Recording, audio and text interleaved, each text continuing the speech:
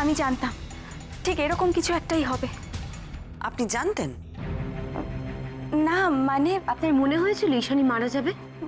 না না, ঠিক তেমন না। আসলে আসলে সব কিছুর মধ্যে না আমি অস্বাভাবিক কিছু দেখছিলাম। কোনো কিছুই স্বাভাবিক ছিল না, তাই জন্য আমি আগে থেকে বুঝতে পেরেছিলাম।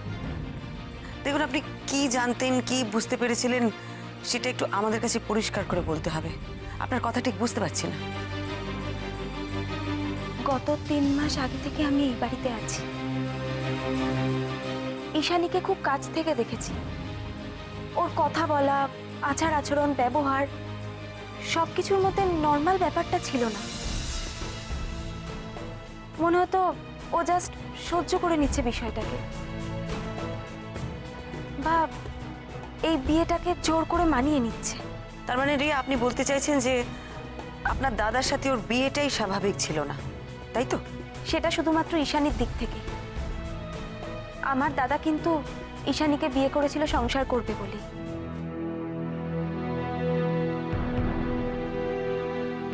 ঈশানীর মধ্যে আপনি এমন কি দেখেছিলেন যার জন্য আপনার এরকম ধারণা হয়েছিল? আপনাদেরকে ভরসা করে একটা কথা বলতে পারি? আশা করব এটা নিয়ে আপনারা কোনো গসিপ করবেন না। গসিপ করাটা আমাদের কাজ নয়। আমাদের কাজ ঈশানীর আসল খুনিকে খুঁজে বার করা। আপনি বলুন। আমার দাদা আর ঈশানীর মধ্যে বিয়ের পর থেকে নর্মাল হাজব্যান্ড ওয়াইফের মতো রিলেশনটা ছিল না। ঈশানী তো কখনোই আমার দাদার ওয়াইফের মতো বিহেভই করতো না।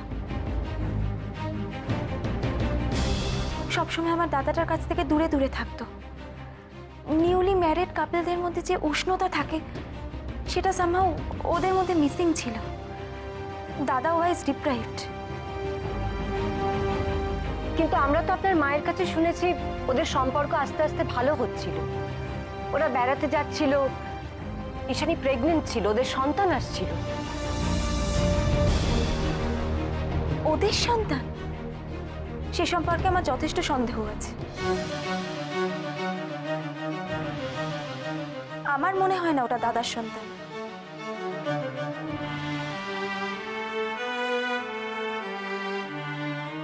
রিয়া, এই কথাটা আপনি বলছেন, আপনার দাদা কিন্তু এই কথাটা বলেননি। দাদা দাদা কোনোদিনই কিছু বলবে না। তাহলে যে ঈশানীর সম্পর্কে সবাই খারাপ খারাপ কথা বলবে, ঈশানীকে সবাই অসম্মান করবে, আমার দাদা সেটা সহ্য করতে পারবে না। বড় অদ্ভুত আমার দাদা। বেশ, আপনার দাদা না হয় পুলিশকে কিছু জানায়নি, কিন্তু আপনি আপনি কেন চুপ করেছিলেন? আপনি সবকিছু জানাতে পারতেন। পুলিশকে জানালে কি হতো? স্ক্যান্ডাল হতো না? আপনি জানেন এসব কিছুর পরেও আমার দাদা কি বলেছিল? তখন ঈশানী ডেড বডি পড়ে ওই ঘরে।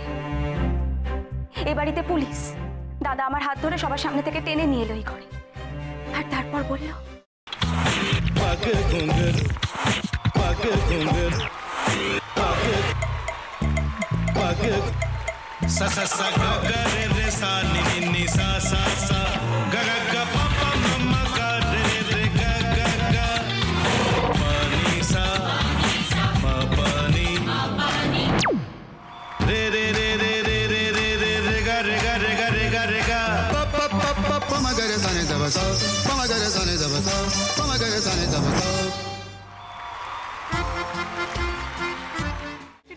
ভাতের সঙ্গেই খায়। তোমার ইলিশ মাছ অ্যাকচুয়ালি ভাতের সাথেই ভালো লাগে। এইবার একটু আরেকটু জল লাগবে। হ্যাঁ, সর্ষে বাটা দিলে তো। তুমি বাজার করেছো কখনো?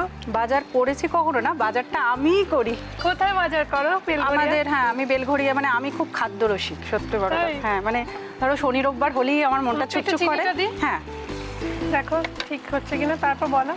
তোমার যাই এখানে ওখানে খেতে, রেস্টুরেন্টে।